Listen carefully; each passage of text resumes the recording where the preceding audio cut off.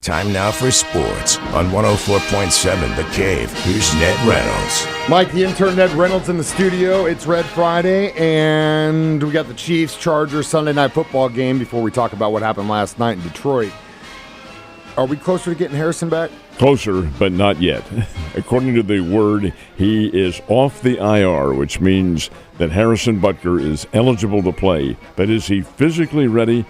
Andy Reid said yesterday, no, he's not quite there yet, but maybe as soon as next week, and the doctors have to give their official approval and all that sort of thing. He had surgery, had knee surgery. It was arthroscopic, and you recover quickly from arthroscopic operations, but fact of the matter remains, he's still not quite there yet, but probably will be and is eligible to play. It's good to hear.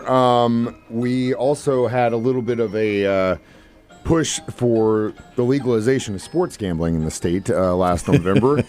The interesting thing is in the state of Missouri, if a decision bill election is super close, and I'm talking about a percentage point, the legality is they got to recount, and that's exactly what they had to do. And it ended yesterday, and it ended in the favor of those who voted for gambling, but just barely. By the way, the Chiefs are winning now. Hey, a win's a win. I'm tired of saying it, but a win's a win, and baby. A win is a win here with the gambling as well. It was 50.5%. That's half the votes in favor by a half a point margin.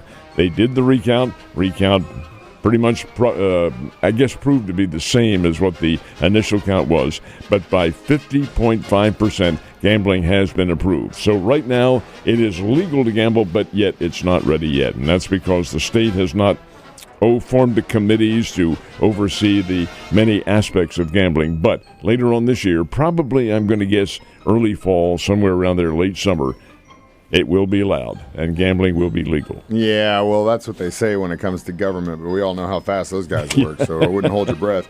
Last but not least, the Drury basketball teams got a chance to both play yesterday, didn't they? They did. On the O'Reilly Family Court Center, they played Quincy, which is a conference opponent, and the Drury teams came away with a split.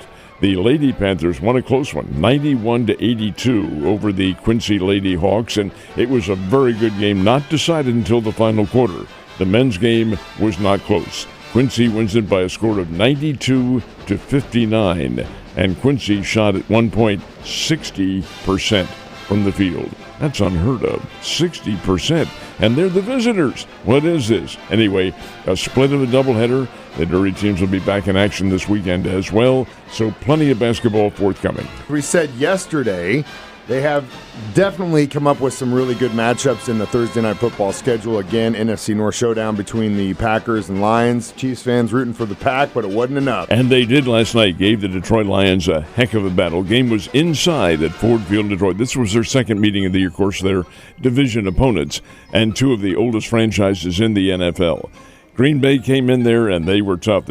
Green Bay had won 4 straight games since losing to the Lions in Green Bay back in the early part of November.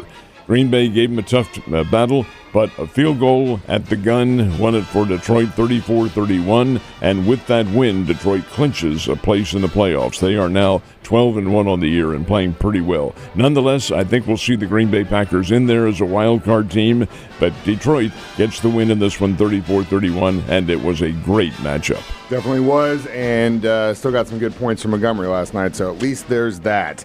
It's definitely going to be a big weekend for our local boys here in the state football championships. That begins today, right? We have 4 teams in the state football championships, and it begins this afternoon up at Faroe Field in Columbia.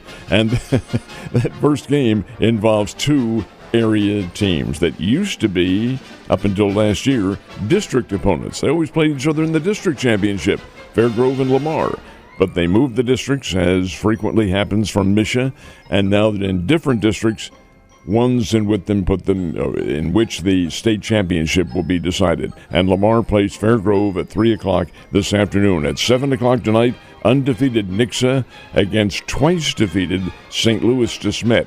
However, DeSmet's losses have come to 2 powerhouse teams, CBC and Cardinal Ritter. Very good football teams. Nix is undefeated.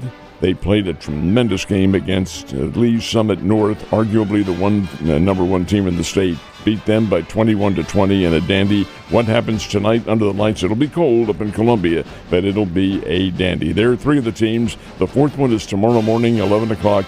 Seneca will play Jefferson City Blair Oaks. That will be a title game as well, and a great game. All the games at Faroe Field in Columbia. Good luck to those boys, and hopefully you can bring that hardware home. I can't wait to talk about it with you on Monday. Before that, the Kansas City Chiefs are at home one more week before they head to Cleveland next week to face off with the divisional rivals, the LA Chargers. Speaking of cold, it's going to be cold in Kansas City Sunday night. Probably will be, but I don't think it's going to be frigid. They ain't going to be like the Miami game. No. No game is like that. No. Anyway, it'll be the Chiefs and the Chargers. Of course, you'll hear it right here on The Cave. All begins with the pre-game show. That's called Ned Talk. It's at 5 o'clock on Sunday afternoon. Me and the B team, we call them. They're not. They're all-stars. We talk football and other sports from 5 to 6. Then from 6 to 7, it's the Chiefs Network pregame show, and then the game itself starting at 7 o'clock from Arrowhead Stadium. Kansas City versus the LA Chargers should be a great game. The Chiefs are favored by 3.5 in this one. Ned, you have a wonderful weekend, and I will see you on Monday.